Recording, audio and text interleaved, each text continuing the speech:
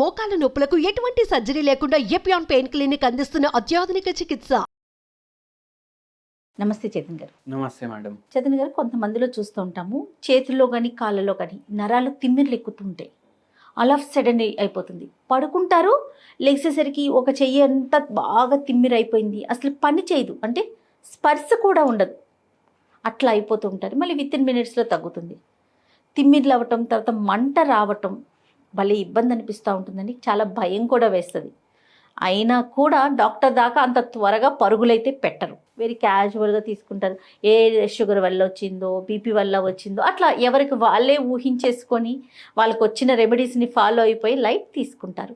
నిజంగా ఇది లైట్ తీసుకునే విషయమా? అసలు ఎందుకు ఇట్లా కాళ్ళు చేతులు తిమ్మిర్లు ఎక్కుతాయి? మీ దగ్గర సెల్ ఫోన్ ఉంది కదా, డెఫినెట్గా దానికి ఛార్జర్ ఉంది కదా, ఛార్జింగ్ మనం సాకెట్లో పెట్టినాం, అడాప్టర్ ఆన్ చేసినాం, ఆ పిన్ ఉంటుంది కదా ఛార్జింగ్ కోసం పెడతాం, అది మీ ఫింగర్ బై ఛాన్స్ కొద్దిగా వెట్టుందంటే స్పార్క్ వస్తుంది కదా, లైట్గా కరెంట్ పాస్ అయినట్టు అవుతుంది. ఎస్. ఇప్పుడు అట్లనే మొత్తం అరికాల్లో అవుతుంది, అరిచేతిలో అవుతుంది, చేతులు లాగుతున్నాయి, తిమ్మిర్లు అనిపిస్తుంది. సేమ్ ఫీలింగ్ ఉంటుంది. మీరు ఒకసారి ఆలోచించి చూడండి. మళ్ళీ ఏం చెప్తారు తెలుసా పేషెంట్? మొత్తం మంట అవుతుంది, చేతులలో మంటలు వస్తున్నాయి. ఎందుకంటే ఏదైతే నరాలు ఉంటాయి కదా, ఇప్పుడు brain and spinal cord, okay, central nervous system అంటారు. అంటే మన బుర్ర ప్లస్ వీపు, నడుము, మెడ, ఇక్కడ స్పైనల్ కార్డ్ పాస్ అవుతుంది. స్పైనల్ కార్డ్ ఏదైతే పాస్ అవుతుంది కదా, ఇప్పుడు అరికాల్లో మంటలు ఉన్నాయి. సేమ్ అదే ఫీలింగ్ ఉంటుంది. చార్జర్ ఇట్లా పిన్ తగిలితే ఎట్లా ఫీలింగ్ ఉంటుంది, అదే ఫీలింగ్, కానీ మొత్తం పాదాల్లో ఉంటుంది. ఇక్కడ ఓన్లీ ఒక టిప్ మీద వస్తుంది కాబట్టి మనం చేయి తీసేస్తాం, ఓన్లీ ఆ టిప్ వరకే అనిపిస్తుంది. కానీ మొత్తం బాడీనే అట్లా అనిపిస్తే ఎట్లుంటుంది మనిషికి? అవునా కదా? అవునండి. మనకు బై ఛాన్స్ డిహైడ్రేషన్ అయింది, సన్ స్ట్రోక్ అయింది, మనం ఏం తీసుకుంటాం? ఓఆర్ఎస్ తీసుకుంటాం, అంతే. ఓరల్ రీహైడ్రేషన్ సాల్ట్స్ అంటారు దాన్ని. ఇప్పుడు ఈ ఓఆర్ఎస్ని ఓరల్ రీహైడ్రేషన్ సాల్ట్స్ అని అంటాం కదా, దానికి ఎలక్ట్రోలైట్స్ అనేసి కూడా అంటాం. ఎలక్ట్రాల్ పౌడర్ అనేసి మనం చిన్నప్పుడు విన్నాం కదా. ఎలక్ట్రాల్ అని ఎందుకు చెప్తారు దాన్ని? ఎలక్ట్రోలైట్స్ ఉంటాయి దాంట్లో. ఇవి ఏం చేస్తాయి అంటే మన బాడీ కరెక్ట్గా నడిచేటట్టు చూస్తుంది. ఎలక్ట్రోలైట్స్, ఎలక్ట్రిసిటీ, జర వర్డ్ కామన్ ఉంది కదా. ఎందుకు ఎలక్ట్రోలైట్స్ అంటారంటే మన బాడీ నడిచేది ఎలక్ట్రిసిటీ మీద నడుస్తుంది మన బాడీ. అందుకే ఎలక్ట్రోలైట్స్ ఇంపార్టెంట్. కరెంట్ సరిగా పాస్ అవ్వాలి మన బాడీలో అంటే సోడియం, పొటాషియం, మెగ్నీషియం, ఫాస్ఫరస్, ఇవన్నీ ఇంపార్టెంట్. ఇవన్నీ దాంట్లో ఉంటాయి. రైట్. ఇవన్నీ దాంట్లో ఉంటే అది మన బాడీలో కరెక్ట్ ఉంటేనే కరెక్ట్గా ఎలక్ట్రిసిటీ పాస్ అవుతుంది. ఈ ఎలక్ట్రిసిటీ ఎట్లా పాస్ అవుతుంది? నరాల ద్వారా పాస్ అవుతుంది. ఇప్పుడు నరాలు డ్యామేజ్ అయినాయి, షుగర్ వ్యాధి వల్ల డ్యామేజ్ అయినాయి. లేదు అంటే డీజెనరేటివ్ డిస్క్ డిసీజ్ అంటారు. మోకాలు నొప్పులు వస్తున్నాయి కదా, మోకాలు నొప్పుల్లో ఆస్టియోఆర్థరైటిస్ వల్ల వస్తున్నాయి కదా, అట్లనే ఆస్టియోఆర్థరైటిస్ నడుములో కూడా అవుతుంది. ఇప్పుడు ఈ స్పైనల్ కార్డ్ ఉంటుందా, దానికి ప్రొటెక్షన్ చేయడానికి బోన్స్ ఉంటాయి, దాన్ని వర్టిబ్రే అంటారు. అంటే మొత్తం స్పైనల్ కార్డ్కి చుట్టూ ఇట్లా రింగ్స్ లాగా బోన్స్ ఉంటాయి, దాన్ని వర్టిబ్రే అంటారు. ఇప్పుడు దాంట్లోనే ఆస్టియోఆర్థరైటిసో, ఆస్టియోపోరోసిసో, లేదంటే ఏమైనా డిడిడి అంటే నేను ఇప్పుడు డీజనరేటివ్ డిస్క్ డిసీజ్ అన్నాను కదా, లేకపోతే ఇంకా వేరే కాంప్లికేషన్ ఏమైనా అయింది. ఇప్పుడు అక్కడ అట్లా అయిందనుకోండి, ఇంటర్వర్టిబ్రల్ డిస్క్ స్లిప్ అయింది, డిస్క్ బల్జెస్ అయినాయి. అప్పుడు ఏమవుతుంది? ఆ నరం, మెయిన్ నరం బాడీది స్పైనల్ కార్డ్, అది కంప్రెస్ అవుతుంది. అది మెయిన్ వైర్ కదా, అవునవును, అది కంప్రెస్ అయింది. ఇప్పుడు ఏమవుతుంది?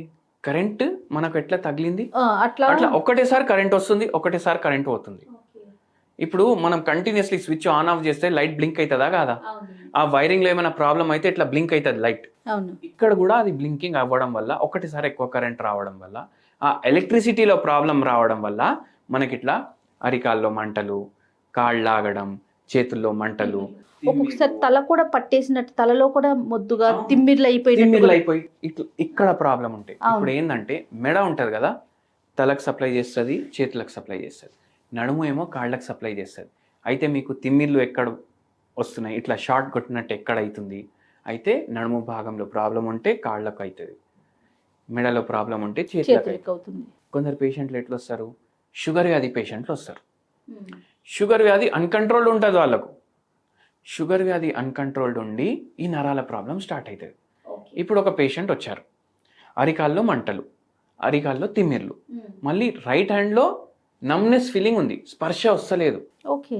లెఫ్ట్ హ్యాండ్లో స్పర్శ ఉంది కానీ మంటలు ఉన్నాయి. అయితే మనం హోమియోపతిలో ఏదైతే సిమ్టమ్స్ ఉంటాయి కదా డీటెయిల్గా తీసుకుంటాం. ఇప్పుడు ఓన్లీ తిమ్మిర్లు ఉన్నాయా, నరాలది ప్రాబ్లం ఉందా, మందు రాసి ఇవ్వం. ఇప్పుడు లెఫ్ట్ హ్యాండ్లో మంటలు ఉన్నాయి, రైట్ హ్యాండ్లో స్పర్శ లేదు, మనం అట్లనే తీసుకోవాలి సిమ్టమ్, సపరేట్ సిమ్టమ్ లాగా తీసుకోవాలి. మళ్ళీ అరికాల్లో కూడా ఇట్లా చీమలు కరిచినట్టు అవుతుంది, తిమ్మిర్లు వస్తున్నాయి అంటే దాన్ని అట్లనే తీసుకోవాలి. అట్లా తీసుకొని ఇండివిజువలైజ్గా మన అప్రోచ్ ఉంటుంది.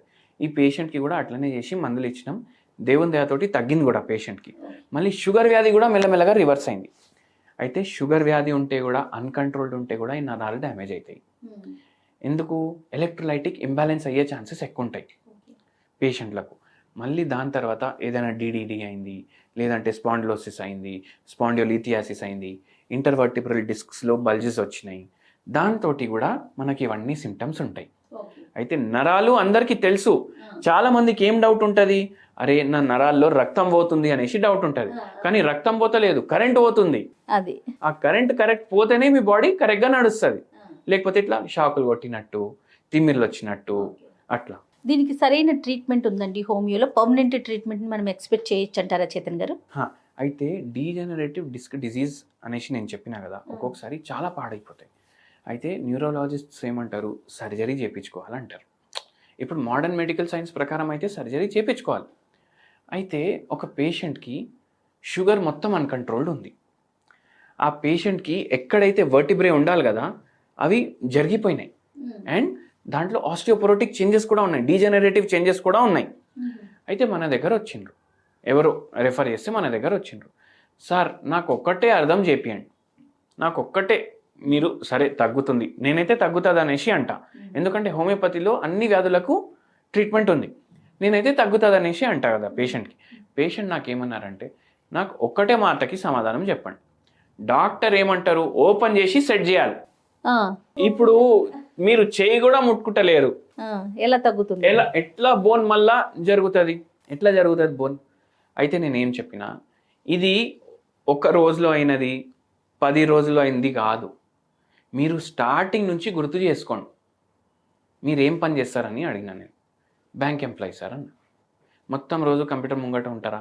అవును ఉంటాను.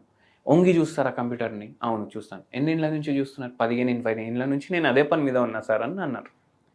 అయితే మీ పోస్చరే తప్పు ఉంది, పోస్చర్ తప్పు ఉండడం వల్ల మీకు స్టార్ట్ అయిన వచ్చు ప్రాబ్లం. మళ్ళీ షుగర్ వ్యాధి ఉంది. అయితే మనం ఏం చేస్తామంటే మనం మందులు ఇస్తాం. మన మందులు, హోమియోపతి మందులు డైరెక్ట్ నరాల మీదనే పనిచేస్తాయి. నరాలు ఉంటాయి కదా, అవి సిగ్నల్ పంపించాలి. ఒక మందు వచ్చింది బాడీలో, ఈ ఫలానా ప్లేస్లో ప్రాబ్లం ఉంది, అది సెట్ అవ్వాలి అనేసి నరాలు సిగ్నల్ పంపిస్తే ఆటోమేటికలీ బాడీనే సెల్ఫ్ హీల్ చేసుకుంటారు. మీరేం చేయాల్సిన పని ఏంది, మందు టైంకి వేసుకోవాలి, పోస్చర్ కరెక్ట్ మెయింటైన్ చేసుకోవాలి. ఫుడ్ విషయంలో కేర్ తీసుకోవాలంటారా? ఫుడ్ విషయంలో డెఫినెట్లీ కేర్ తీసుకోవాలి. ఇప్పుడు షుగర్ అన్కంట్రోల్డ్ ఎందుకు ఉంది? ఎందుకంటే మన ఫుడ్ చక్కగా లేదు కాబట్టి. అంతేగా. అయితే ఫుడ్ విషయంలో మీరు జాగ్రత్తలు తీసుకోవాలి. ప్రోటీన్ కంటెంట్ ఫుడ్ ఎక్కువ చేయండి, ఫైబర్ కంటెంట్ ఫుడ్ ఎక్కువ చేయండి, కార్బోహైడ్రేట్ కంటెంట్ ఫుడ్ తక్కువ చేయండి, అంతే. అట్లా చేసుకుంటా మీరు మందులు వాడండి. పోస్చర్ మీద మీరు కొంచెం ఫోకస్ పెట్టుకోండి, మంచిగా అయిపోతుంది. ఆ పేషెంట్కి నొప్పులు, మంటలు, తిమ్మిర్లు అన్ని 4 నెలల్లో 80% తగ్గిపోయినాయి. 1.5 years 2 years పడ్డది, పూర్తిగా నయమైంది. కంట్రోలే కాదు, పేషెంట్కి కొద్ది వరకు రిపేర్ కూడా అయిపోతుంది. ఇప్పుడు 50 ఏండ్లు ఉన్నాడు పేషెంట్, లేకపోతే 60 ఏండ్లు ఉన్నాడు పేషెంట్. ఆ పేషెంట్కి మొత్తం 20 ఏండ్లో బొక్కలు ఎట్లుంటాయి అట్లా చెయ్యం, మనం చేయలేము. 60 ఏండ్లకు ఎట్లా ఉన్నాయి అట్లా చేసేస్తే కూడా అది తగ్గిపోయినట్టే కదా. సో అట్లా ఈ పేషెంట్కి కూడా అట్లనే యాజ్ ఎర్లీ యాజ్ ఒక మంచి డాక్టర్ని కన్సల్ట్ చేయటం అనేది చాలా ఇంపార్టెంట్, అంతే కదా చేతన్ గారు? ఏదైనా దీనికి సంబంధించి ఏదైనా మంచి రెమెడీ ఉంటే చెప్తారా? మంచి రెమెడీ చెప్తాను చూడండి. మనకు రక్తం కూడా సరిగా లేకపోతే నరాలకి బ్లడ్ సప్లై తగ్గుతుంది. నరాలకు బ్లడ్ తగ్గిందంటే ఆక్సిజన్ తగ్గుతుంది, ఐరన్ తగ్గుతుంది, మినరల్స్ తగ్గుతాయి, అన్ని తగ్గుతాయి. బ్లడ్ ఏమో మొత్తం ట్రాన్స్పోర్టేషన్ పని చేస్తుంది బాడీలో. అంటే ఆక్సిజన్ని ఒక కాడికి వెళ్ళి ఇంకో కాడికి తీసుకెళ్ళడం, న్యూట్రియంట్స్ని ఒక కాడికి వెళ్ళి ఇంకో కాడికి వెళ్ళి తీసుకెళ్ళడం. సో అట్లా నరాలకు కూడా బ్లడ్ తగ్గింది, షుగర్ పెరిగింది బాడీలో, ఎక్కువ షుగర్ కూడా పోతుంది అంటే నరాలు చక్కగా పనిచేయవు ఓకే. ఒక్కొక్కసారి. అయితే దీనికి మంచి హోమ్ రెమెడీ ఏంటంటే మునక్కాయలు ఉంటాయి కదా, మునక్కాయలు డైలీ ఏదో రూపంలో మీ డయట్లో మీరు ఇంక్లూడ్ చేసుకోండి. పప్పు చేసుకుంటే మునక్కాయలు వేసుకోండి, సాంబార్ చేసుకుంటే మునక్కాయలు వేసుకోండి, ఒకరోజు మునక్కాయ కర్రీ చేసుకోండి. మళ్ళా దీని లీవ్స్ది పౌడర్ కూడా వస్తుంది, అవును, మునగాకు పౌడర్. మునగాకు పౌడర్. అది మీరు రెగ్యులర్లీ మీ డయట్లో వాడండి. ఓకే. దాని పొడి కూడా వస్తుంది. పొడి ఇప్పుడు పుట్నాల పొడి వేసుకొని మనం తింటాం కదా, దోశల మీద వేసుకుంటాం, అవునవును. అట్లా మునక్కాయల పొడి కూడా వస్తుంది. అది మీరు ఇంట్లో సెల్ఫ్గా ప్రిపేర్ చేసుకోవాలి. బయటికి వెళ్ళి తెస్తే ఏం ఆయిల్ వాడతారు, ఏం వేస్తున్నారు, ఎంత మునక్కాయలు వేస్తున్నారు మనకు తెలియదు కదా. ఇంట్లో చేసుకోండి. ఇంట్లో చేసుకుంటే మీరు హైజీనిక్గా ప్రిపేర్ చేసుకుంటారు. ఏది హెల్త్కి మంచివి ఆ ఐటమ్స్ వాడి ప్రిపేర్ అవును చేసుకుంటారు. అవును. డైలీ 2 ముక్కలు మీరు రైస్ తోటి అది కలుపుకొని తినండి, ఓకే. చాలా బెటర్ ఉంటుంది. మళ్ళీ ఇంకోటి ఫ్యాసినేటింగ్ నేను చెప్తాను. ఇప్పుడు దీంట్లో ఎన్ని బెనిఫిట్స్ ఉన్నాయి అంటే మనకు బోన్స్కి బెనిఫిట్, జాయింట్స్కి బెనిఫిట్, మనకు స్లీప్కి బెనిఫిట్. ఏమైందంటే నేను ఒకసారి చండీగఢ్ పోయినా. డైలీ హోటల్లో బ్రేక్ఫాస్ట్ బుఫే ఉంటుంది కదా, నేను ఇడ్లీ సాంబార్ తీసుకొని తింటున్నా. నా పక్క టేబుల్ మీద వాళ్ళు అక్కడ వాళ్ళే ఉండే. అయితే మునక్కాయ వస్తుంది కదా సాంబార్లో, అరే ఇది ఏంది ఏంది ఎందుకు వేస్తారు, ఇది నాకు అర్థమే కాదు అనేసి తీసి పడేసిండ్రు. అది బంగారంకి సమానం మన బాడీకి. అవును. సో దీని హెల్త్ బెనిఫిట్స్ మీరు తెలుసుకోండి. తెలుసుకున్న తర్వాత మీరు ఆటోమేటిక్ ఇంక్లూడ్ చేసుకుంటారు మీ డయట్లో. రైట్ అండి. Thank you so much. నమస్తే.